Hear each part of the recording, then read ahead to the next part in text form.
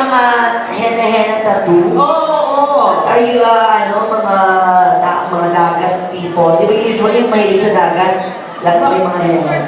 I love it! Ano ba? Nag-attend ako ng surfing break sa San Juan nung last month. Kasi di ba, surfing Bora. Yes, may patin. Ang taray naman ang mami niya daw, tapos pang apat pa daw siya ng anak. Ibig sabihin, mami, may tatlo ba itong kapatid? Ang bata niya ng Dalawa pa. Oo, kasi tatlo sila. Pang-apat to. Ha? Oo naman siya. This guy is so cute. Ito. Yes. Oo.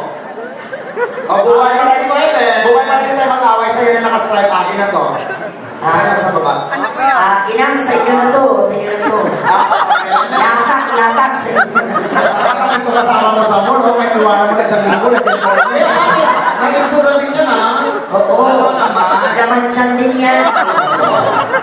Dax ka ba? Kasi dax ako. Kasi uyang-uyang ang uya, ha? Sino mo yan? Kaya ano ba? Ito yung kalabaw. Okay, mawinning all my life. Okay. Ano pangalan mo ulit? Dave. Si Dave. Oo, si Dave. Palapakan niyo mo si Dave, mga kaibigan! Palakpakan mo. Dito ka, Dave. Hindi yan! Hindi yan! Medyo may bibig mo sa bata. Ano hindi yan?